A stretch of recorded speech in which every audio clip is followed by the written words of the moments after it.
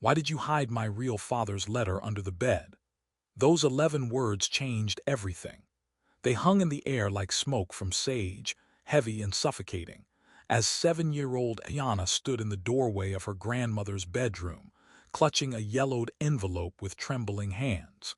Her grandmother, Mourning Dove, froze mid-stitch on the beadwork she'd been crafting for the past 3 hours. The needle slipped from her weathered fingers, and for the first time in Ayana's young life, she saw fear flash across her grandmother's face, real, raw fear that made the old woman look suddenly fragile. "Child," Mourning Dove whispered, her voice cracking like dried leaves, "where did you find that?" But Ayana already knew the answer would be another lie, just like all the others that had built the walls of her life, brick by brick, secret by secret. Hey everyone, if this story touches your heart, please hit that like button and subscribe for more powerful stories. And I want to know, where are you watching from?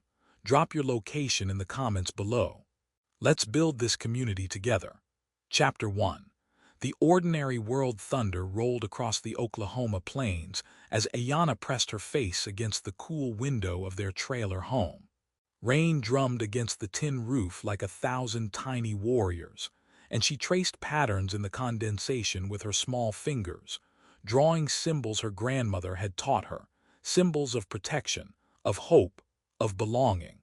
At 7 years old, Ayana Red Hawk was caught between two worlds. In one, she was just another mixed-blood kid on the Cherokee reservation, trying to fit in at school where some kids called her half-breed when the teachers weren't listening. In the other, she was the granddaughter of Mourning Dove, one of the last traditional medicine women, keeper of stories that stretch back to when the world was young. "Ayana, come away from the window," her mother, Sarah, called from the kitchen. The smell of fry bread filled the small space, usually a comfort, but tonight it couldn't mask the tension that had been building for weeks. Sarah Red Hawk was beautiful in that tired way that single mothers often are, her long black hair pulled back in a messy bun, dark circles under eyes that had once sparkled with dreams, but now carried the weight of too many disappointments. She worked double shifts at the casino restaurant, coming home with aching feet and forced smiles, always promising that things would get better soon. "Mama," Yana asked, settling at the kitchen table, "why don't I have a daddy like the other kids?" The spatula in Sarah's hand stilled over the sizzling pan. It was the question that arose every few months, usually triggered by Father's Day crafts at school or seeing other families at the powwows. Sarah's answer was always the same, delivered with the practiced ease of a well-rehearsed lie. "Your daddy was a soldier, baby. He died serving our country before you were born. He was very brave." But tonight, something felt different. Maybe it was the storm outside, or the way her mother's hands shook slightly as she flipped the fry bread. Or maybe it was the fact that Ayana had overheard her grandmother and mother arguing in Salagi the night before, their voices sharp with words she didn't understand but tones she recognized as fear and anger. "What was his name?" Ayana pressed, watching her mother's face carefully. Michael Crow Feather." The name fell from Sarah's lips like a stone into still water, creating ripples of something Ayana couldn't quite identify. Mourning Dove entered the kitchen then, her presence filling the small space with the authority of ages.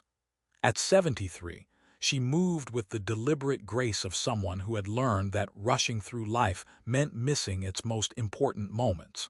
Her silver hair, still thick and lustrous, was braided and wrapped in the traditional way. She wore a simple cotton dress, but around her neck hung the ancient turquoise necklace that had been passed down through 7 generations of medicine women. "The child should eat," Mourning Dove said in English, though her eyes spoke volumes in a language older than words. "Storm's getting worse." As if to emphasize her point, lightning split the sky outside, illuminating the trailer park in stark white relief. In that brief moment of brilliance, Ayana saw something she'd never noticed before, a shadow at her grandmother's window, shaped like a person but gone too quickly to be sure. Chapter 2. The call to adventure. 3 days after the storm, Ayana's world tilted off its axis. It started innocently enough. Her grandmother had asked her to fetch the winter blankets from under her bed, preparing for the cold snap the weather man had promised. Yana loved her grandmother's room. It smelled of sage and sweetgrass, and the walls were covered with photographs spanning decades. Black and white images of relatives she'd never met, color photos of powwows and ceremonies, and notably absent, any pictures of her father. She knelt beside the bed, her small hands reaching into the darkness beneath. Her fingers found the soft wool of the blankets, but as she pulled them out, something else came with them. A manila envelope, sealed with yellowed tape and covered in dust. Curious as any 7-year-old would be, Yana sat back on her heels and examined her find. The envelope was addressed to Sarah Red Hawk in handwriting that was bold and masculine. In the corner, barely visible, was a postmark from somewhere called Fort Benning, Georgia, dated just months before Ayanna was born. She knew she should put it back, knew that private things were meant to stay private. But something about the envelope called to her, whispered secrets in a voice she almost recognized. Before she could stop herself, she was peeling back the tape, her heart hammering like a powwow drum in her chest.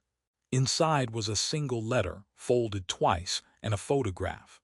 The photograph showed a man in military uniform, but not American military. The insignia were different, foreign. He was handsome in a dangerous way, with light eyes that seemed to look right through the camera and into Yana's soul. But it was what she saw in those eyes that made her gasp. They were her eyes, the same unusual amber color that made her different from everyone else on the reservation. With trembling fingers she unfolded the letter. "My dearest Sarah, by the time you read this I'll be gone. The agency is closing in and I can't let them find you or our child. What I've done, what I've discovered, it's bigger than both of us. Bigger than anything we imagined when we fell in love that summer in Prague. I know you hate me for leaving. I know you think I'm choosing my mission over our family, but please understand, everything I'm doing is to protect you both. There are forces at work here that would use you and our child as leverage against me, or worse, as subjects in their experiments. The truth about Project Thunderbird must never die with me. I've hidden evidence in places they'll never think to look. One day, when our child is old enough, they need to know the truth about their heritage. Not just the Cherokee blood that flows through your veins, but the other inheritance, the one that makes them special.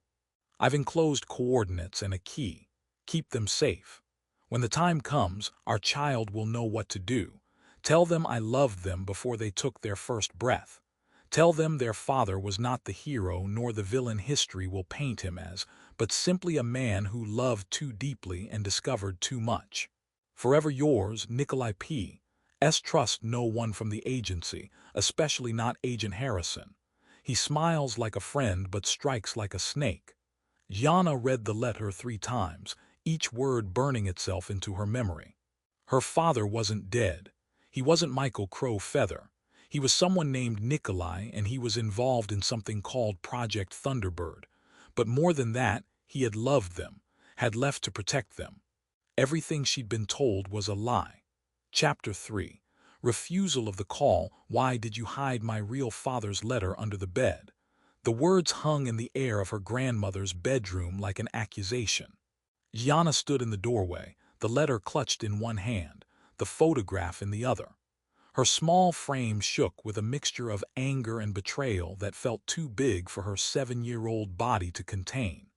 Mourning Dove's face went through a series of transformations: shock, fear, sadness, and finally, a resignation that seemed to age her another decade in seconds. "Child," she began, but Ayanna cut her off. "Don't call me child. You lied to me, Mama lied to me, everyone lied." Tears streamed down her face, hot and angry. "My daddy isn't dead, his name isn't Michael. Why would you lie?" Sarah appeared in the doorway behind Ayanna, took in the scene, the letter, the photograph, her daughter's tears, and all the color drained from her face. "Oh God," she whispered. "Oh God, no. Ayanna, baby, where did you?" Under grandmother's bed, hidden like a dirty secret. Ayanna whirled on her mother. "Is it true? Is this really my father?" Sarah and Mourning Dove exchanged a look heavy with years of shared secrets. Finally, Sarah nodded, sinking onto the bed as if her legs could no longer hold her. "Yes," she whispered, "that's your father. But you said he was dead." "He is dead, Ayana, he is." Sarah's voice was hollow. "Just not the way I told you. So you lied. I protected you." The words exploded from Sarah with unexpected force. "You have no idea what knowing the truth would mean. What it would bring down on us." Mourning Dove moved then, crossing to her granddaughter with deliberate steps. "Ayana, there are some truths that are too heavy for young shoulders. Some secrets that are kept not from cruelty but from love. I don't want your love if it comes wrapped in lies." Ayana backed away from both of them. "I want the truth. I want to know about my father, about Project Thunderbird, about why he left." Both women flinched at the mention of Project Thunderbird. "How much of the letter did you read?" Sarah asked, her voice barely above a whisper. "All of it, and I memorized every word." Gianna lifted her chin defiantly, a gesture she'd unknowingly inherited from the man in the photograph. "He said I'm special. He said there are coordinates and a key. He said—" "Stop!" Mourning Dove's voice cracked like a whip. "You will speak no more of what that letter contains. Not now, not ever. Do you understand?" "No. I don't understand anything. I don't understand why you lied. I don't understand why my father left. I don't understand why you're so scared." Gianna was sobbing now, her anger giving way to the hurt beneath. "I just want to understand." Sarah reached for her daughter, but Ayana jerked away. "Don't touch me, you're liars, both of you." She clutched the letter and photograph to her chest. "These are mine, he left them for me." "Yana, please," Sarah begged. "You don't know what you're asking, you don't know what knowing the truth will cost." "Then tell me." "I can't." Sarah was crying now too. "I can't because knowing will put you in danger. There are people, bad people, who would hurt you if they knew who your father was, what he knew, what he left behind." "What people? Where?" "I don't see any bad people. All I see are two liars who I thought loved me." Mourning Dove stepped forward then, her presence commanding attention. "That is enough, Ayana Red Hawk. You will give me that letter and that photograph, and we will speak no more of this until you are older." "No." Ayana backed toward the door. "They're mine, he left them for me." Ayana, but she was already running, barefoot despite the November cold, out the front door and into the night. Behind her, she heard her mother and grandmother calling, but she didn't stop. She ran past the other trailers, past the community center, past the boundaries of everything safe and known. She ran until her lungs burned and her feet bled, until she found herself at the old ceremonial grounds where Mourning Dove had taught her to pray. Only then did she collapse, curling into a ball beneath the ancient cottonwood tree, clutching her father's letter and photograph like lifelines. Above her, the stars wheeled in their eternal dance, indifferent to the pain of one small girl whose world had just shattered into a million pieces of broken trust. Chapter 4. Meeting the mentor, the cold had seeped into Ayana's bones by the time she heard footsteps approaching. She didn't move, didn't acknowledge the presence that settled beside her beneath the cottonwood tree. She knew who it was by the smell of tobacco and leather, by the quiet way he moved despite his size. Robert Standing Bear was the reservation storyteller, a Vietnam veteran who'd come home with ghosts in his eyes and wisdom earned in blood. He was also the only person Mourning Dove truly trusted outside the family. "Your grandmother called," he said simply, lighting his pipe. The sweet smoke drifted between them like incense. "Said you might need someone to talk to who wasn't them." Yana remained curled in her ball, but she was listening. "You know," Robert continued, his voice low and measured, "I knew a man once who hid letters under his bed. Letters from a war nobody wanted to remember, to people who didn't want to hear what he had to say. He hid them because the truth in those letters was too heavy for everyday life." "Did he lie to his family too?" Gianna's voice was muffled but clear. "Every single day." Robert took a long pull from his pipe, told his kids he'd been a cook in the army, told his wife his nightmares were about burning rice, but those letters under his bed. They told stories of jungles that ate men whole, of choices no person should have to make, of friends who died in his arms while he lived. Yana finally uncurled slightly, peering at him through tear-swollen eyes. Why did he lie? Because, little warrior, sometimes the truth is a weapon that hurts the ones we're trying to protect. Sometimes lies are the bandages we wrap around wounds too deep to heal. But I have a right to know about my father. Yes, Robert agreed, you do, but rights and readiness don't always walk the same path. He reached into his jacket and pulled out a thermos, pouring hot chocolate into the cap and offering it to her. Your father, I knew him, you know. Yana sat up so fast she nearly spilled the chocolate. You knew Nikolai.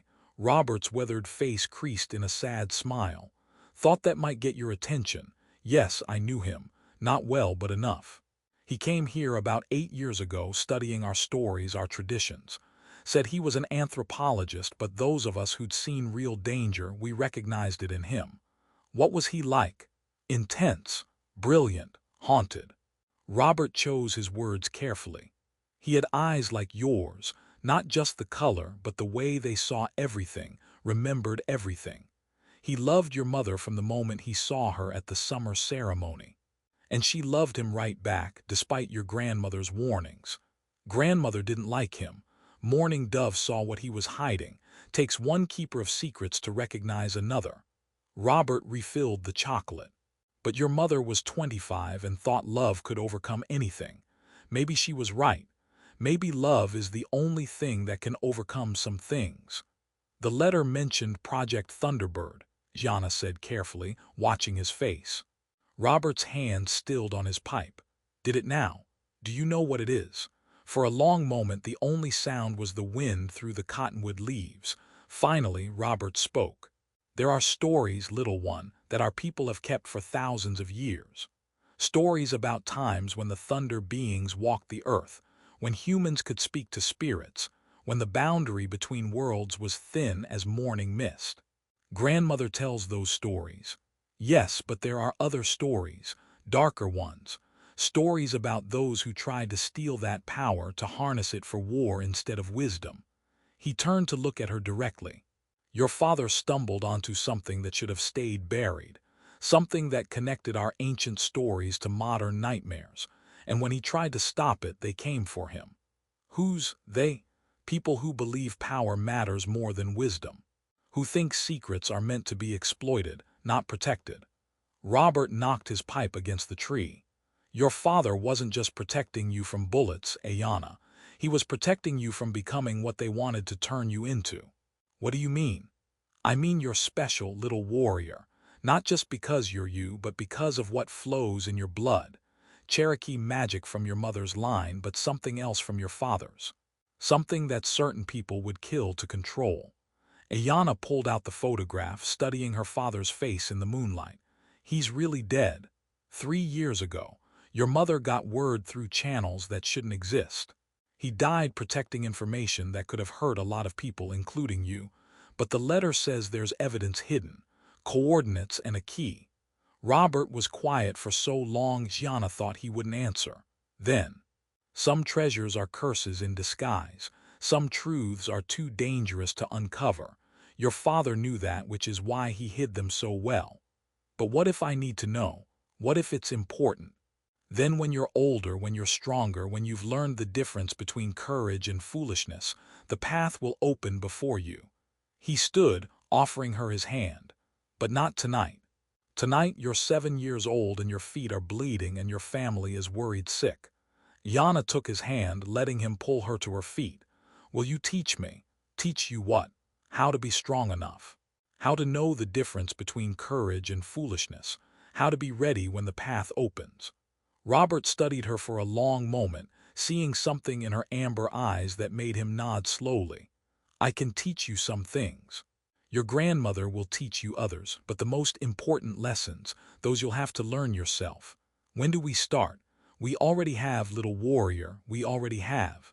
Chapter 5. Crossing the threshold. The weeks following Ayana's discovery passed in a tense détente.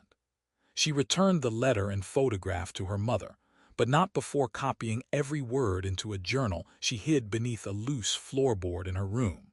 Sarah and Mourning Dove, perhaps recognizing the futility of trying to stuff the truth back into its box, began to carefully, cautiously, share fragments of the larger story. But it was Robert Standing Bear who became her true guide into the mysteries that surrounded her birth. 3 times a week after school, Ayanna would meet him at the old ceremonial grounds. What started as simple lessons in tracking and plant identification gradually evolved into something deeper.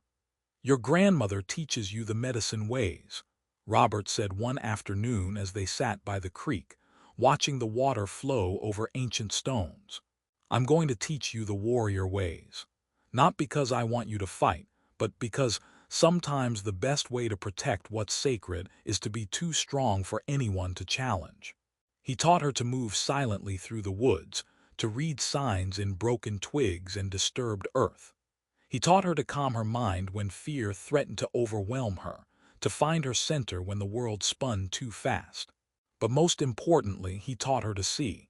"People hide their truths in plain sight," he explained, having her watch the people at the trading post and tell him what she observed. "That man there, see how he favors his left side. Old injury, probably military. The woman at the counter keeps touching her wedding ring. New divorce, still hurts. Your father survived as long as he did because he could read people like books. Is that why they killed him? Because he read the wrong book?" Robert's face darkened. "Something like that." On a cold December morning, everything changed again. Ayanna was practicing her observation skills at the school playground when she noticed him, a man in a black suit standing at the fence, watching her. He didn't look like anyone from the reservation. His hair was silver, cut military short, and when he smiled at her, she remembered her father's warning. "He smiles like a friend but strikes like a snake." "Hello, Ayanna," the man called out, his voice smooth as honey. "My name is Agent Harrison. I knew your father." Every instinct Robert had drilled into her screamed danger. Without thinking, she turned and ran, not toward the school building where he might follow, but toward the woods behind the playground.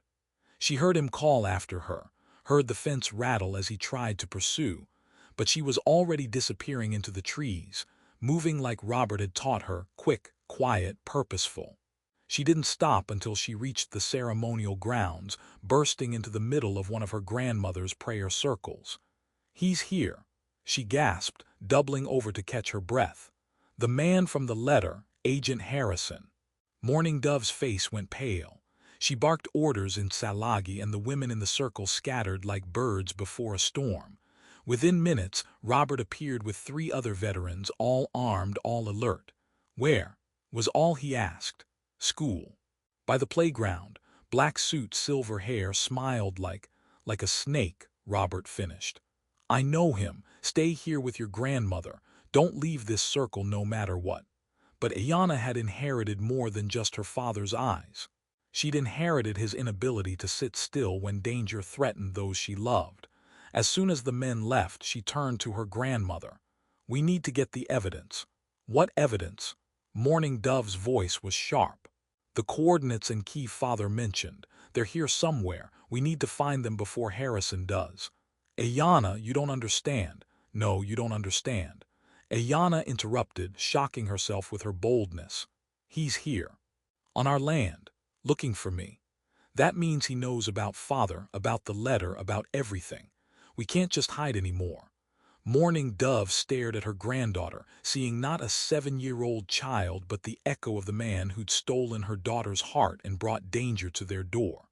"You're not ready," she said finally. "Then make me ready, teach me, show me. But don't ask me to hide while the man who killed my father walks on our sacred ground." Something shifted in Mourning Dove's ancient eyes. Slowly, she reached beneath her medicine bundle and withdrew a small leather pouch. "Your mother doesn't know I have this," she said quietly. "Nikolai gave it to me the night before he left. Said if anything happened to him, if the wrong people ever came looking, I should give it to you when you were ready. I'm ready now." "No, child, you're not, but ready or not, the wheel is turning." She pressed the pouch into Ayanna's hands.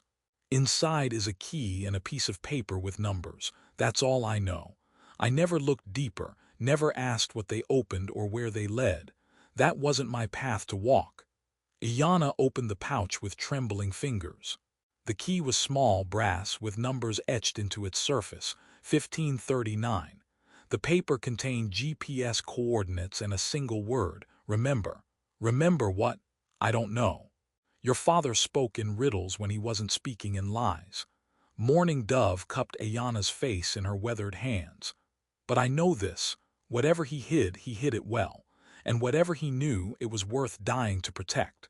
The sound of returning vehicles cut through the air. Robert and the others were coming back. Ayana quickly hid the pouch inside her jacket. Did you find him? Morning Dove asked as Robert approached. Gone, like smoke. Robert's eyes found Ayana, but he left a message with the principal, said he'll be in touch about educational opportunities for gifted children. We need to leave, Ayana said suddenly. Both adults turned to her in surprise. If he knows I'm here, if he's watching, we're not safe. None of us are safe. This is our land, Morning Dove said firmly. We don't run. Father didn't run either, Ayana countered. And he's dead. The silence that followed was heavy with truth. Finally, Robert spoke. The child has a point. Harrison doesn't work alone. If he's surfaced, others won't be far behind. He looked at Morning Dove. Remember the safe house in Tahlequah? That's 3 hours away. Far enough to buy us time, close enough to come back when we're ready. Morning Dove looked between them, her granddaughter, trembling with newfound purpose, and her old friend, steady as the mountains. Finally, she nodded. Sarah gets off work in 2 hours. We leave then. She turned to Ayana. This is what you wanted, child, to know the truth, to follow your father's path. But understand, once we run, we can never really come back. Not to the life we knew. Yana thought of the letter hidden beneath her floorboard, of the father she'd never meet, of the mysteries wrapped around her very existence. Then she thought of Agent Harrison's snake smile and made her choice. I understand, grandmother. We cross the threshold. We enter the special world. You've been reading Campbell again, Robert observed with a wry smile. Every hero's journey begins with leaving home, Yana replied. I'm ready for mine to begin. But as they prepared to flee the only home she'd ever known, Ayana couldn't shake the feeling that she was wrong. Her journey hadn't just begun. It had started the moment her father wrote that letter, the moment her mother fell in love with a dangerous man, perhaps even the moment the Thunder beings first walked the earth. She was simply, finally, choosing to walk the path that had always been waiting for her. Chapter 6. Tests, Allies, and Enemies. The safe house in Tahlequah was a far cry from their trailer on the reservation. Hidden behind a wall of kudzu on the outskirts of town, the old Cherokee Nation historical site had been converted into a refuge for those who needed to disappear. Robert had connections from his military days, people who understood that sometimes the greatest threats came from within. For 3 months, they lived in careful seclusion. By day, Ayana attended a small tribal school under an assumed name, just another Cherokee girl learning her heritage. By night, her real education began. Morning Dove intensified her medicine teachings, as if trying to pour generations of wisdom into her granddaughter's young mind. She taught Ayana the sacred songs, the healing plants, the old ways of seeing beyond the veil. But it was Robert who prepared her for the darker realities of her inheritance. Your father was a spy. He told her bluntly one evening as they practiced defensive moves in the barn behind the house. Not the Hollywood kind with fancy gadgets, but the real kind, the kind who lived lies and died for truths. Was he a good man? Ayana asked, ducking under his slow-motion punch and countering with her own. Define good. Robert corrected her stance. He loved your mother. He tried to stop something terrible. He protected you with his absence. But he also killed people, Ayana, stole secrets, betrayed trusts. Good and evil aren't always as clear-cut as our stories make them seem. Then, how do we know which side we're on? We look at what we're protecting versus what we're destroying. Your father chose to protect you and destroy Project Thunderbird. That tells me which side he picked in the end. Sarah had taken the hardest hit from their flight. Removed from her job, her community, her support system, she struggled with depression and guilt. She spent long hours staring at Nikolai's photograph, whispering conversations with a ghost. He promised we'd be safe, she told Ayana one night, both of them unable to sleep. Said his work would make the world better for you. Maybe it did, Ayana offered. Maybe stopping Project Thunderbird saved lives. Or maybe it just delayed the inevitable. Sarah's voice was hollow. Harrison's still out there, still looking. And there are others. Nikolai mentioned names in his sleep sometimes. General Morrison, Dr. Helena Voss, the consortium. Who are they? I don't know, baby. I never wanted to know. I just wanted. She trailed off, lost in memories of a love that had cost everything. It was during their 4th month in hiding that Ayana made the discovery that would change everything. She'd been practicing her tracking skills in the woods behind the safe house when she noticed it, a pattern in the trees that didn't belong. Someone had marked a trail, subtle cuts in the bark that only trained eyes would spot. Following them led her to an old storm cellar, overgrown with vines and nearly invisible. The key from her father's pouch fit the rusted padlock perfectly. Inside, by the light of her flashlight, Ayana found her father's true legacy. The cellar had been converted into a research cache. Boxes of documents, photographs, hard drives, and at the center, a journal written in his distinctive handwriting. If you're reading this, the first page began, then I'm dead and you're in danger. I'm sorry for both. She sat on the musty floor and read by flashlight until her eyes burned. The journal told a story that seemed impossible, yet the evidence surrounded her. Project Thunderbird hadn't been about weapons or technology. It had been about genetics, about bloodlines, about the ancient stories that weren't just stories, according to her father's research. Certain indigenous peoples around the world carried genetic markers that mainstream science couldn't explain. The Cherokee called it the blood of the thunder beings. The Sami of Norway knew it as the reindeer people's gift. The Aboriginal Australians whispered of the Dreamtime inheritance.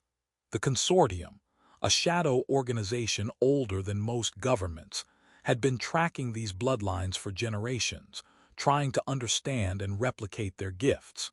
Heightened senses, intuitive understanding of natural patterns, the ability to sense what others called the supernatural. They think it's evolution, her father wrote, the next step in human development. But the elders know better. It's not evolution, it's remembering. Remembering what we were before we forgot how to listen to the earth. The research was meticulous, horrifying. Children taken from reservations around the world. Experiments that violated every ethical boundary.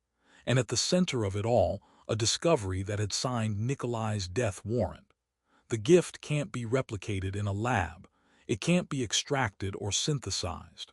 It only manifests through natural inheritance and cultural connection. The consortium has spent billions trying to create what already exists in the blood of the very people they've oppressed for centuries. The irony would be amusing if it wasn't so deadly. But it was the last entry that made Ayana's blood run cold. I've identified the next generation of children they're targeting. 7 names, 7 bloodlines. Ayana Red Hawk is at the top of the list. Not just because she's my daughter, but because her mother's lineage is one of the purest Cherokee medicine lines still intact, combined with what I've passed on. God forgive me, I've created exactly what they want. A child who bridges both worlds, who carries the old blood and the new knowledge. I've sabotaged their mainframe, destroyed their primary research, but it's not enough. They'll reconstruct it eventually. The only way to truly stop them is to expose them, but that requires evidence I haven't been able to gather. Yet, if something happens to me, if they come for her, remember this. The Thunder beings didn't give us these gifts to hide them. They gave them to us to protect the earth and its children. Ayana will have to choose, hide and survive, or stand and fight. I pray she's stronger than her father. I pray she chooses better than I did." Iana closed the journal, her mind reeling. She understood now why everyone had tried to protect her from the truth. She wasn't just a little girl whose father had died.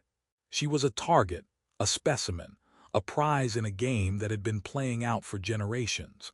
But she was also something else. She was her father's daughter and her grandmother's student. She was Cherokee and something more. She was the inheritor of gifts that science couldn't explain and evil men couldn't steal.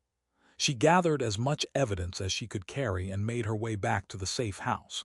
But as she emerged from the woods, she froze. 3 black SUVs were parked in the driveway.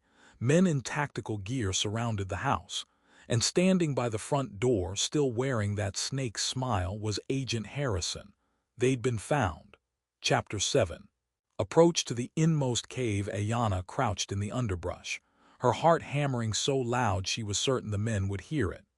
20 feet from the house, she could see everything. The tactical positions, the weapons, the cold efficiency of professionals who'd done this before. Through the kitchen window, she glimpsed her family. Sarah sat at the table, her face defiant despite the gun pointed at her head. Morning Dove stood by the stove, seemingly calm, but Ayana caught the subtle movement of her fingers. She was praying in the old way, calling on protections that most of the men wouldn't even believe in.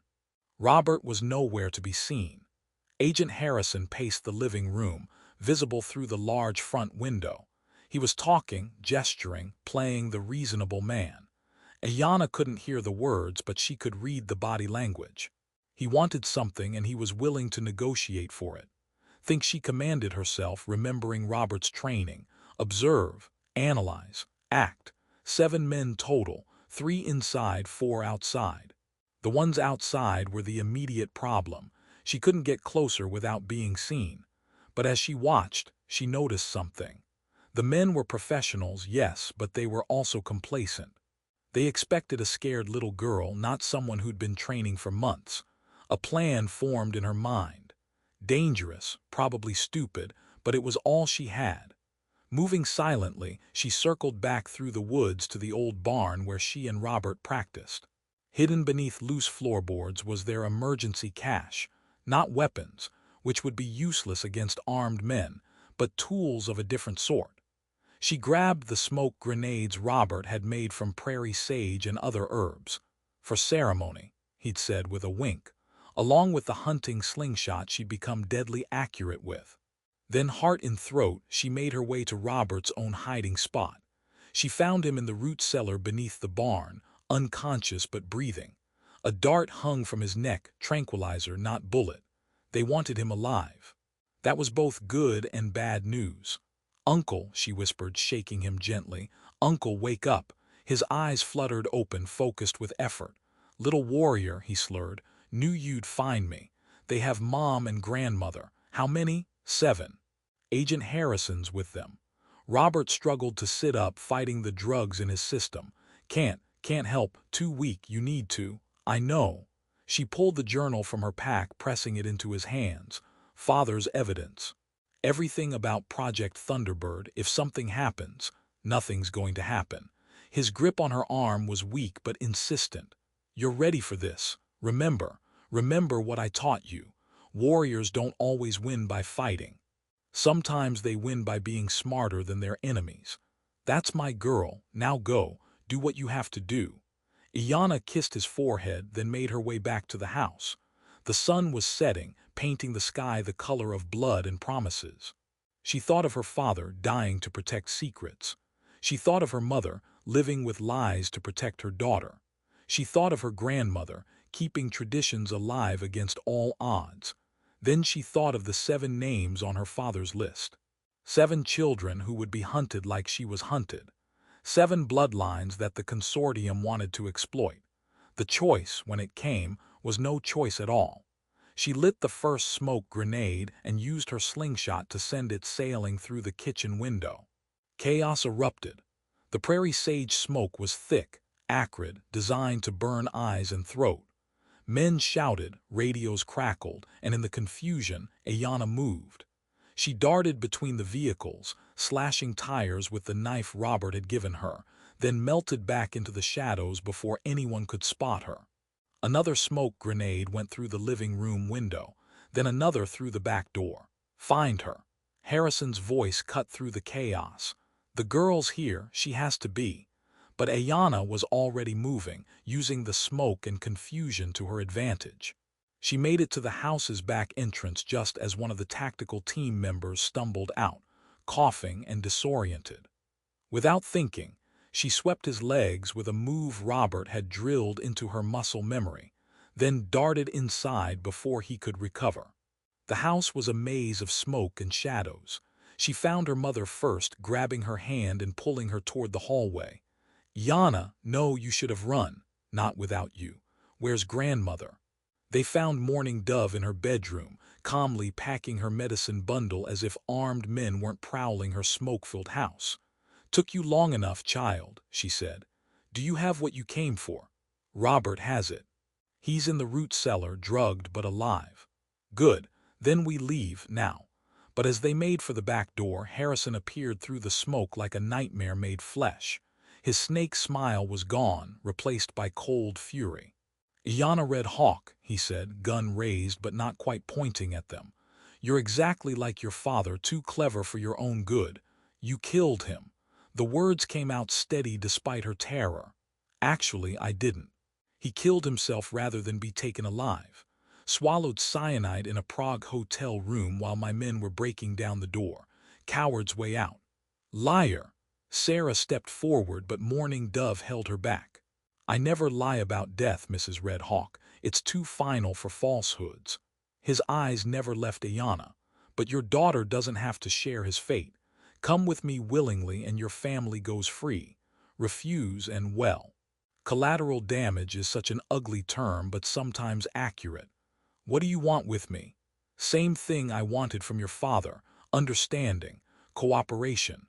The gifts in your blood could change the world, Ayanna. Imagine soldiers who can track like you track, who can sense danger before it strikes, who can survive where others would perish. You could save lives. By letting you experiment on me, by letting us learn from you, voluntarily, comfortably, you'd have the best education, every advantage, a life of purpose and meaning. A life in a cage. A gilded cage is still better than a grave." The smoke was clearing now. Ayanna could hear his men regrouping outside. Time was running out. "I need guarantees," she said, stepping forward. "Written promises that my family won't be hurt." "Ayanna, no." Sarah reached for her, but Ayanna moved away. "It's okay, Mom. This is my choice." She looked at Harrison. "I want it in writing, their safety for my cooperation." Harrison studied her for a long moment, then smiled that snake. "Smile, you're definitely your father's daughter. Very well. I have standard immunity documents in my vehicle. Shall we?" He gestured toward the door with his gun. As they walked, Ayanna caught Morning Dove's eye. Her grandmother's face was serene, but her fingers were moving again. Not in prayer this time, but in the old sign language their people had used for hunting. "Be ready," the sign said. "The Thunder beings are watching."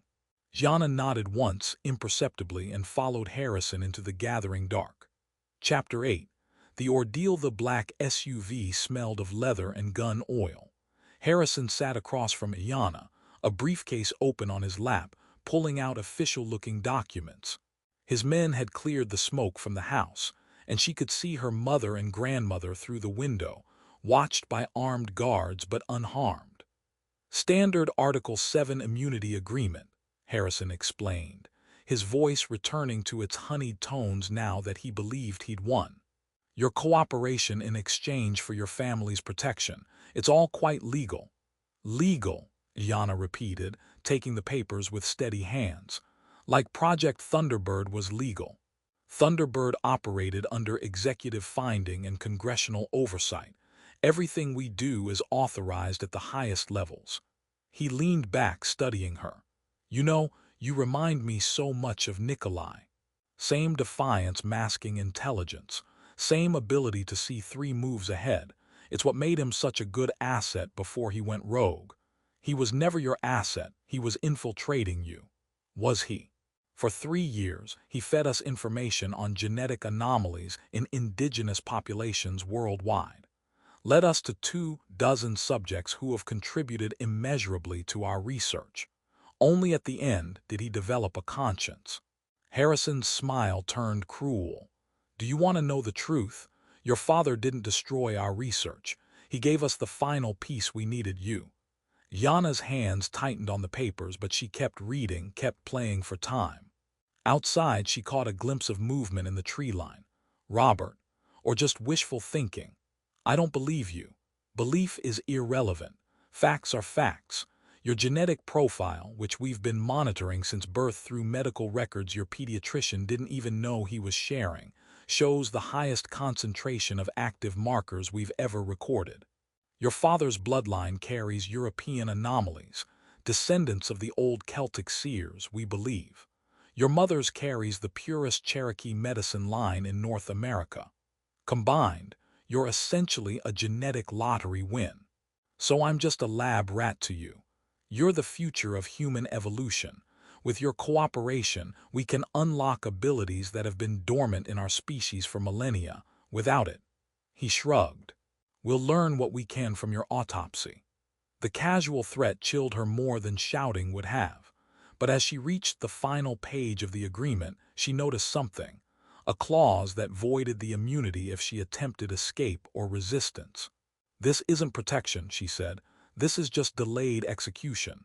Insurance, my dear. Surely you understand we can't have you running off again. He pulled out a pen, white as bone. Sign and your family lives. Refuse and they die tonight. Simple equation. Iana took the pen, felt its weight. Such a small thing to hold so much power. She thought of the 7 names on her father's list, the children who would face this same choice. She thought of the experiments her father had documented, the horrors done in the name of evolution. Then she thought of her grandmother's signs. The thunder beings are watching. Before I sign, she said, I want to know one thing. Why didn't you just take me from the beginning? Why all this hunting and chasing? Harrison's smile widened. Because willing subjects produce better results. Fear and trauma can activate the markers, yes, but cooperation yields purer data. We've learned that through trial and error. How many children have you killed with your trials and errors? Fewer than would die in a single military engagement without enhanced soldiers. Progress demands sacrifice. Whose sacrifice? Yours. Or always someone else's? Careful, little girl. My patience has limits. Iana looked at the pen, at the papers, at the man who embodied everything her father had died fighting. Then she looked out the window at her family, at the land that had sheltered them, at the sky where the first stars were appearing. You know what my grandmother taught me about the thunder beings? She asked, her voice suddenly older than her years. They don't come when called. They come when the world is out of balance, when evil has grown too strong. They come as lightning and storm, washing the world clean. Charming mythology. Sign the papers. It's not mythology. Iana stood, still holding the pen. It's memory. And you know what else I remember? My father's letter. The part about trusting no one from the agency. The part about Agent Harrison, who smiles like a friend but strikes like a snake. Harrison's hand moved toward his weapon, but Iana was already acting. She drove the pen deep into his thigh, right where Robert had taught her the femoral artery ran. Harrison screamed, blood spurting between his fingers as he clutched the wound. The door burst open, one of his men responding to the cry, but Iana was ready. She threw the briefcase at his face and dove out the other side of the vehicle, rolling beneath it as bullets sparked off the armored hull. What followed was chaos. Thunder rumbled overhead, real thunder, though the sky had been clear moments before. Lightning struck the lead vehicle, sending Harrison's men scrambling. In the confusion, Iana saw her grandmother step out of the house, her arms raised to the sky, singing in the old language. More lightning struck, impossibly targeted, taking out the remaining vehicle's electronics. The lights in the house flickered and died. In the darkness, lit only by strobing lightning, figures emerged from the woods, not just Robert, somehow fighting through the tranquilizer, but others. Cherokee veterans who'd answered some call Ayanna hadn't heard. Members of the warrior society her grandmother had said no longer existed. The battle was brief but decisive. Harrison's men, for all their training, weren't prepared for warriors who knew the land, who moved like shadows, who struck with the precision of people defending their own. Within minutes, it was over. The tactical team was disarmed, subdued, waiting for the tribal police who were already on their way. Ayanna found Harrison where she'd left him, pale from blood loss but alive, his leg tourniqueted by one of his own men. He looked up at her with eyes that held no more false smiles. "This isn't over," he rasped. "The consortium has resources you can't imagine. We'll come for you again, and again, and again." "I know," Ayanna said simply. "But now I know you're coming, and I know what you want, and I know how to fight you. You're just a child." "No," Mourning Dove said, appearing beside her granddaughter. "She's Anikitua, one who protects the people. The Thunder beings have chosen, and we will honor their choice." As the tribal police took Harrison away, Ayanna felt something shift inside her. The fear was still there, would always be there, but alongside it was something else. Purpose. Understanding. The knowledge that some battles were worth fighting even if they could never truly be won. "We'll have to leave again," Sarah said, wrapping her arms around her daughter. "Go deeper into hiding." "No," Ayanna said firmly. "We run, they win. We hide, they hunt others. It's time to stop running and start fighting back." "You're 7 years old, and I have the highest concentration of active markers they've ever recorded," Ayanna replied. "Which means I have gifts they want to exploit. But what if I used those gifts against them? What if, instead of hiding what I am, I learned to become what they fear?" Robert, leaning heavily on one of the other veterans, managed a proud smile. "Now you're thinking like a warrior." "This is insane," Sarah protested. "She's my baby, she's her father's daughter," Mourning Dove interrupted gently. "And she's right. The old ways of hiding are over. The consortium has forced our hand. But perhaps that's what the Thunder beings intended all along." As they stood in the wreckage of their safe house, surrounded by the evidence of violence and the promise of more to come, Ayanna felt the weight of her inheritance settle on her young shoulders. Not just the genetic gifts Harrison had coveted, but the legacy of resistance, of protection, of standing between predators and prey. She thought of the 6 other names on her father's list. 6 children out there unaware they were being hunted. 6 bloodlines the consortium would target next. "I want to find them," she announced. "The other children on Father's list. I want to warn them, protect them, teach them what I've learned." "That's a dangerous path," Robert warned. "Every path is dangerous now." Ayanna looked at each of them, her mother, her grandmother, her teacher. "But at least this one leads somewhere besides fear." Lightning flashed one more time, illuminating the determination in her amber eyes. In that moment, she looked nothing like a 7-year-old girl and everything like the warrior she was becoming. The ordeal was over. The real journey was about to begin.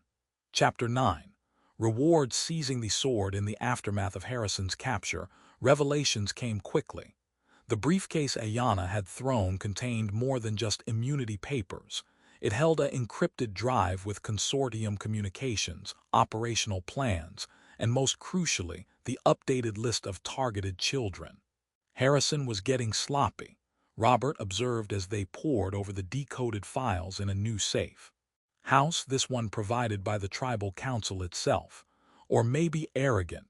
Either way, his mistake is our opportunity. The 6 names glowed on the screen. Takota Crow Wing, age 9, Lakota. Pine Ridge Reservation, Mailing Chen, age 11, Taiwanese Aboriginal descent. San Francisco Jonas Silvermoon, age 8, Sami and Finnish. Minnesota Ira Ngata, age 10, Maori. Currently in foster care in Seattle Miguel Esperanza, age 12, Mayan descent. Hiding in Guatemala Kenji Tanaka, age 7, Ainu heritage. Tokyo. Each file contained detailed genetic profiles, family histories. Surveillance reports. The consortium had been watching these children for years, waiting for the right moment to acquire them. "We have maybe 3 weeks," Morning Dove said, studying the operational timeline. "They're planning simultaneous extractions once they reorganize after Harrison's failure." "Then we move first," Yana declared. She'd changed in the days since the confrontation. The little girl who'd hidden under the bed was gone, replaced by someone who understood that childhood was a luxury she could no longer afford. What followed was a crash course in clandestine operations. Robert brought in allies, other veterans who'd seen too much, tribal activists who'd been fighting the exploitation of indigenous peoples for decades, and surprisingly, a few former consortium employees who developed consciences. "Your father wasn't the only one who infiltrated them," explained Dr. Rebecca Crow-Feather, a geneticist who'd spent 5 years inside consortium labs. "There's an underground railroad of sorts. Scientists, security personnel, even some administrators who have been working to sabotage operations from within. We call ourselves the Thunderbird Society. After Father's project. He didn't know it, but he was working with us all along. We fed him information, helped him access restricted files. His death." She paused, pain flickering across her features. "His death galvanized us. Made us realize passive resistance wasn't enough." They planned meticulously. 3 teams would deploy simultaneously, one to Pine Ridge for Takoda, one to San Francisco for Mei Ling, and one to Seattle for Ira. The international targets would require more finesse, but they had contacts working on those extractions. Iana insisted on joining the Pine Ridge team despite everyone's protests. "I'm the only one who truly understands what these children are facing," she argued. "I can convince them in ways you can't." In the end, it was Morning Dove who supported her. "The child has walked through the fire. She's earned the right to help others do the same." 3 weeks later, Iana stood outside a small house on the Pine Ridge Reservation, her heart hammering. Through the window, she could see Takoda Crow Wing, a boy with eyes that held too much wisdom for his years, sketching in a notebook with intense concentration. "Remember," Robert whispered beside her, "we're not here to kidnap him. We're here to offer choice." Iana nodded and knocked on the door. What followed was delicate, dangerous work. Takoda's grandmother was suspicious, rightfully so. But when Iana showed her the consortium files, when she demonstrated her own gifts by tracking Takoda's movements from the previous day just from signs invisible to normal eyes, understanding dawned. "They killed my son," the old woman said quietly. "Said it was a training accident at Fort Benning, but I knew. He'd called me the night before, said he'd discovered something about our bloodline, about why Takoda was special." "They'll come for him," Iana said simply. "We can teach him to defend himself, to use his gifts on his terms, not theirs." The extraction went smoothly, too smoothly. It wasn't until they were 50 miles from Pine Ridge that Iana realized why. The consortium had let them take Takoda. They were being followed, herded toward some predetermined destination. "It's a trap," she said, that certainty that came from her gifts ringing like a bell in her mind. "They're using us to gather the children in one place."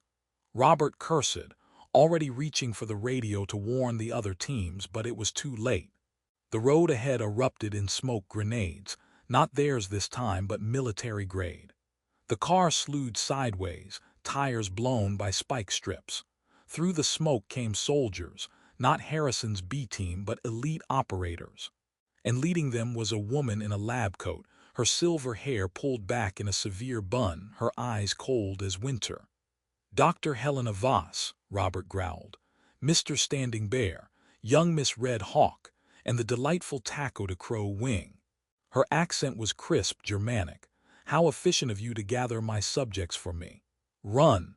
Robert shoved Ayana and Takoda toward the tree line, turning to face the soldiers. "Remember your training." Ayana grabbed Takoda's hand and they ran, crashing through underbrush as shouts and gunfire erupted behind them. But Takoda was already demonstrating why the consortium wanted him. He moved through the forest like he was born to it, pulling Ayana along paths she couldn't see. "This way," he gasped. "There's something calling me. Can you feel it?" She could.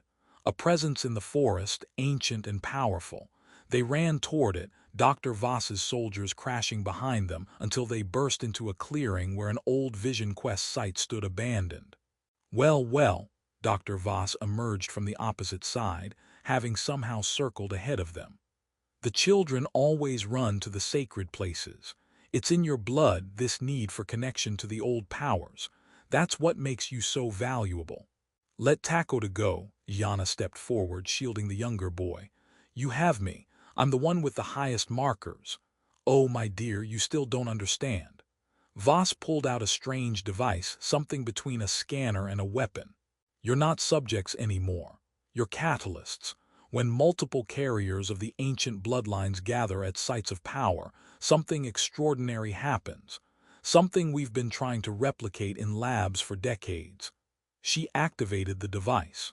Pain lanced through Ayana's skull, dropping her to her knees. Beside her, Takoda cried out, clutching his head. But the pain was just the beginning. The air around them began to shimmer.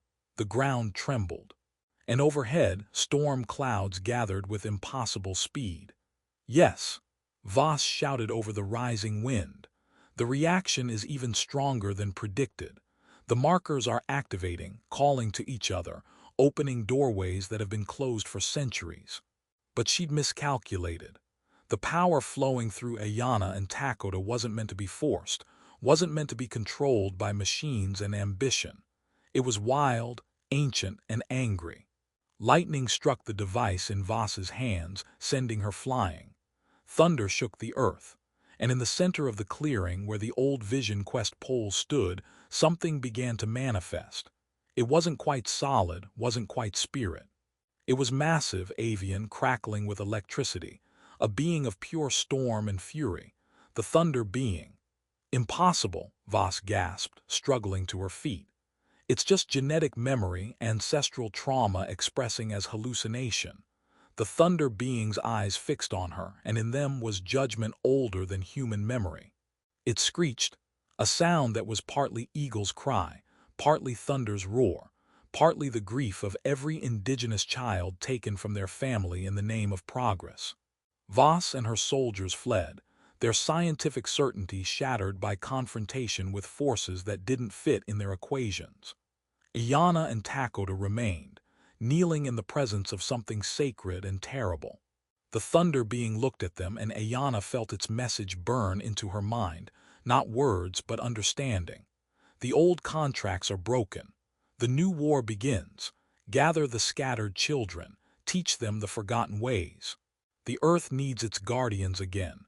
Then it was gone, leaving only the smell of ozone and the sound of distant thunder. "Did that really happen?" Takoda whispered. "Yes," Jana helped him to his feet. "And it's just the beginning." They found Robert wounded but alive, the soldiers having retreated when the storm hit. The other teams reported similar experiences, strange interventions, manifestations of power that science couldn't explain, consortium forces fleeing in disarray. All 6 children were safe, for now. "What do we do with them?" Sarah asked that night as 7 special children sat around Mourning Dove's table, eating soup and sharing stories. "We can't keep running forever. We can't keep fighting forever. We don't run, we don't hide, we don't just fight." Ayana looked at each child in turn, seeing in them what the Thunder being had shown her, not victims to be protected but guardians to be trained. "We build something new, a school maybe. A place where children like us can learn to use their gifts safely." "The consortium won't allow it," Robert warned. "The consortium just learned that there are powers in this world they can't control," Mourning Dove said quietly. "Perhaps it's time they learned there are also people they can't break." "The Thunder being spoke of a new war," Takoda added, his young voice steady. "Not a war of violence, but of awakening. We're not the only ones, are we? There are others all over the world carrying the old blood." Ayana nodded. "And we're going to find them, train them, unite them, not for conquest but for protection. The consortium thinks we're weapons to be used. We'll show them we're shields for those who need defending." It was an impossible dream for a 7-year-old to voice. But as lightning flickered outside and 7 children with ancient gifts in their blood sat planning a revolution, impossible seemed like just another obstacle to overcome. The reward for surviving the ordeal wasn't safety, it was purpose. And for children who'd been hunted for what they were, purpose was the greatest gift of all. Chapter 10. The road back the abandoned boarding school, 40 miles from Tahlequah, seemed like cruel irony at first, a place where indigenous children had once been forced to forget their heritage, now becoming a sanctuary for those reconnecting with it. But Mourning Dove saw poetry in it. The spirits have a sense of humor, she said as they walked through the empty halls, and a sense of justice. What was taken by force, we reclaim with love. The Cherokee Nation Council, influenced by elders who remembered older truths than what was taught in schools, had quietly acquired the property. Officially, it would be a cultural center. Unofficially, it would become the first Thunder Being Academy. The 7 children threw themselves into making it home. Takoda painted murals that seemed to move when you weren't looking directly at them. Mei Ling coaxed the neglected gardens back to life, with a touch that made plants grow overnight. Jonas and Ira worked together to repair the old dormitories, their combined gifts letting them sense structural weaknesses before they became dangerous. Miguel, despite speaking little English, became their security expert. His ability to sense approaching danger had saved them twice from consortium scouts. Kenji, the youngest besides Ayana, revealed an affinity for technology that bordered on supernatural, somehow making broken computers work and encrypted files reveal their secrets. But re-establishing normalcy was harder than fighting for their lives had been. "I miss my mom," Ira confided one night as she and Ayana sat on the roof, watching the stars. The Maori girl had been in foster care when they found her, her gifts making her too difficult for most families. "She's still alive, right?" "In New Zealand. They said she was unfit, but she wasn't. She just saw things others didn't. Heard voices in the wind, they called her crazy. Maybe she has the gift too, maybe that's why you have it." Ira's eyes widened with hope. "Could we find her, bring her here?" "We can try," Yana promised, adding another task to her ever-growing list. The children weren't the only ones struggling with their new reality. Sarah had thrown herself into managing the Academy's official face, but Ayana often found her staring at Nikolai's photograph late at night. "He would have loved this," Sarah said one evening. "Seeing you all together, learning, growing. It's what he died trying to protect." "He died trying to stop them from taking us," Ayana corrected gently. "This, building something new, this is our choice. When did you become so wise?" "When I stopped having the luxury of being a child." Sarah pulled her close. "You'll always be my baby, even when you're leading a revolution." "Is that what we're doing? Leading a revolution? What else would you call it? 7 children with gifts science can't explain, trained by a medicine woman and a warrior, building a school for others like them. If that's not revolutionary, I don't know what is." The consortium hadn't given up, of course. Dr. Voss had retreated but not surrendered. They intercepted communications suggesting a shift in tactics. If they couldn't capture the children, they'd discredit them. Stories began appearing in tabloids about dangerous cult activity in Oklahoma. Government inspectors showed up with surprising frequency. One morning, Ayana woke to find Agent Harrison in the kitchen, drinking coffee with Mourning Dove. She froze, hand instinctively reaching for the knife she'd taken to carrying, but her grandmother's calm presence stopped her. "Mr. Harrison has come with a proposal," Mourning Dove said. "I thought you should hear it." Harrison looked different. Older certainly, his encounter with Ayana's pen had left him with a permanent limp. But there was something else, a weariness that hadn't been there before. "I've been relieved of duty," he said without preamble.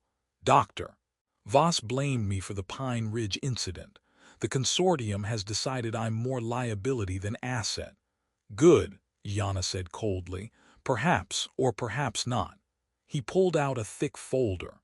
I spent 20 years believing I was serving my country, protecting humanity's future.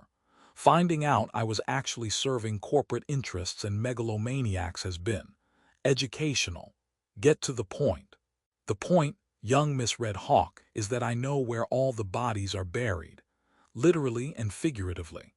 I know which senators take consortium money, which generals authorize black site operations, which judges bury inconvenient lawsuits. He pushed the folder across the table. Consider this my resignation letter. Ayanna opened the folder cautiously. Inside were documents, photographs, financial records, evidence that could bring down half the consortium's operation. What's the catch? No catch. Just a tired old soldier trying to balance the scales before he meets his maker. He stood, favoring his injured leg. You were right, you know, about the thunder beings, about the old powers. I've seen the footage from Pine Ridge, from the other extraction sites. There are forces in this world that can't be controlled, only respected. Why should we trust you? You shouldn't, but you should trust your grandmother's judgment. She's the one who reached out to me through intermediaries, offered me something the consortium never could, which was redemption. He moved toward the door, then paused. They're planning something big. All the chatter suggests a final solution to the indigenous problem. You have maybe 6 months before they stop playing games. After he left, Ayanna sat staring at the evidence he'd provided. It was almost too good to be true, names, dates, operations, enough to expose the consortium to the world. It's real, Robert confirmed after hours of verification. Harrison might be a snake, but this intel is solid gold. So what do we do with it? We prepare, Morning Dove said. We train harder, we find more children, and we get ready for war. But war wasn't what Ayanna wanted. Looking around at the other children, Takoda teaching Jonah's traditional songs, Mei Ling showing Ira how to braid sweetgrass, Miguel and Kenji working together despite the language barrier. She saw something better than soldiers. She saw family. She saw hope. She saw a future where children like them didn't have to hide or fight but could simply be. No, she said firmly, not war, something else. What then? Robert asked. Yana thought of her father's letter, of his hope that she would choose better than he had. She thought of the Thunder Being's message about guardians, not warriors. Evolution, she said finally. Real evolution. Not what the consortium wants, not weapons or super soldiers, but people who understand both worlds, who can bridge the gap between the old ways and the new. We don't fight them. We make them irrelevant. That's a beautiful dream, Sarah said softly, but dreams don't stop bullets. No, Yana agreed. But they do something better. They inspire others to dream too, and enough dreamers dreaming together. That's how you change the world. Looking at Harrison's files, she began to form a plan. Not for war, but for revelation. Not for hiding, but for stepping into the light. The road back from the ordeal had led them to an unexpected place. Not safety, but possibility. And possibility, Ayanna was learning, was the most dangerous weapon of all. Chapter 11. Resurrection. The video went viral in 6 hours. It started simply enough. Yana, looking directly into the camera, her amber eyes steady and unafraid. My name is Ayanna Red Hawk. I'm 8 years old, and I'm one of the children the consortium has been hunting. What followed was 12 minutes that changed everything. Not accusations or demands, but demonstrations. Takoda tracking animals through the academy grounds with his eyes closed. Mei Ling making dead plants bloom with a touch. Jonah's predicting weather patterns with eerie accuracy. Each child showing gifts that science couldn't explain, that no special effects could fake. But it was the ending that captivated the world. All 7 children stood together in the old ceremony circle, holding hands. As they began to sing, a song Morning Dove had taught them, older than memory, the air around them shimmered. Lights danced between them, not electric but alive. For just a moment, caught perfectly on camera, the outline of something vast and winged manifested above them. We are not weapons, Ayanna said as the vision faded. We are not experiments. We are children carrying gifts our ancestors preserved through centuries of persecution. The consortium wants to steal these gifts, to weaponize them. But they belong to all humanity, to be shared freely, to be used for healing and hope. We invite any child who has felt different, who has seen things others don't, who carries abilities they don't understand. You are not alone. You are not broken. You are exactly what the world needs. The response was immediate and overwhelming. Dr. Voss held a press conference within hours, denouncing the video as an elaborate hoax, calling for government intervention against dangerous cultists manipulating children. But for every expert she trotted out to debunk the footage, 10 more came forward to verify its authenticity. More importantly, children around the world began responding. Videos flooded social media. A boy in Mumbai who could find water in the desert, a girl in Stockholm who could heal with her songs, twins in Nairobi who shared dreams that predicted the future. Each one ending with the same message: we are not alone. The consortium tried to suppress it, but it was like trying to hold back the tide with their hands. Their bought politicians demanded investigations. Their pet media outlets cried fraud, but the evidence was too widespread, too consistent, too real. Then Harrison played his card. The documents he'd provided weren't just released, they were strategically deployed. Financial records showing senators taking bribes appeared just as those senators called for the academy to be shut down. Videos of illegal experiments surfaced as consortium scientists tried to discredit the children's abilities. A paper trail leading from government black sites to corporate boardrooms painted a picture of conspiracy that even skeptics couldn't ignore. "You've started a war," Dr. Voss snarled over a hijacked video connection, her composed facade finally cracking. "You have no idea what forces you're playing with." "No," Morning Dove replied calmly. "We've ended a war. One that you've been waging against indigenous peoples for generations. The hiding is over. The truth is free." But truth, Ayanna learned, came with its own dangers. The academy was flooded with visitors, journalists, scientists, families with gifted children seeking sanctuary. They had to turn away more than they could accept, each rejection weighing heavily on Ayanna's heart. Worse were the threats. Not from the consortium, which was too busy dealing with legal challenges and internal collapse, but from those who saw the children as demons, as threats to the natural order.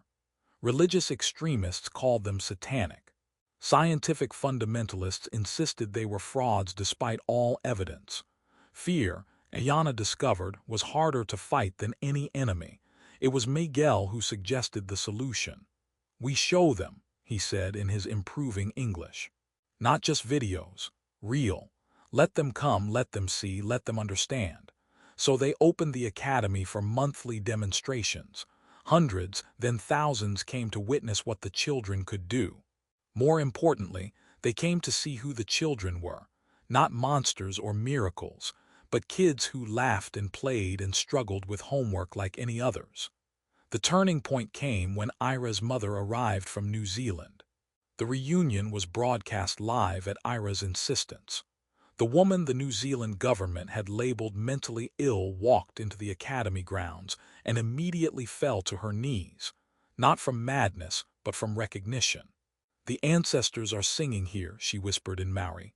"Can you hear them?" "We all can, Mom," Ira said, helping her up. "You were never crazy. You were just born in the wrong time, but the right time is now." As mother and daughter embraced, something shifted in the global consciousness. These weren't freaks or weapons. They were families torn apart by misunderstanding, brought together by truth. The consortium made one last desperate play. A team of mercenaries, off the books and well paid, attempted a night raid on the academy. They came prepared for children with unusual abilities. They weren't prepared for the thunder beings. As the first mercenary breached the perimeter, the storm came. Not called by the children, but by something older, angrier. Lightning struck with impossible precision, always missing humans by inches but destroying weapons, vehicles, equipment. Thunder shook the earth with rhythms that spoke of ancient compacts and broken promises. And in the eye of the storm stood Ayana, no longer trying to control the power but simply channeling it, being the bridge between the human world and forces beyond human understanding. "You came to take children," she said, her voice carrying despite the wind. "But you found guardians instead. Leave, now, and tell anyone else who thinks to try we are protected by more than walls and laws." They fled. The next morning, as the children cleaned up the storm's debris, representatives from 12 nations were waiting at the gates. Not to threaten or investigate, but to ask for help establishing their own academies, their own sanctuaries for gifted children. "We did it," Takoda breathed, hardly believing. "We actually did it." "No," Ayana corrected, thinking of her father's sacrifice, her grandmother's wisdom, Robert's training. "We started it. The real work begins now." But for the first time since finding that letter under the bed, she felt the weight on her shoulders ease. They were no longer hunted. They were no longer alone. They were no longer afraid. As the sun rose over the academy, painting the sky in shades of hope, 7 children who had been marked for exploitation stood together as symbols of liberation. The Thunder beings had chosen their champions. The old blood had awakened, and the world would never be the same. Epilogue. Return with the elixir. 10 years later, Ayana stood at the podium of the United Nations, 18 years old but carrying herself with the gravity of someone who'd walked through fire and emerged transformed. Behind her sat the Council of 7, her fellow children, now young adults, each having founded Thunder being academies on their home continents. "10 years ago," she began, her voice steady and clear, "I was a 7-year-old girl who discovered that everything I'd been told about my father was a lie. That discovery led me down a path that changed not just my life, but the lives of thousands of children around the world." In the audience, she could see familiar faces.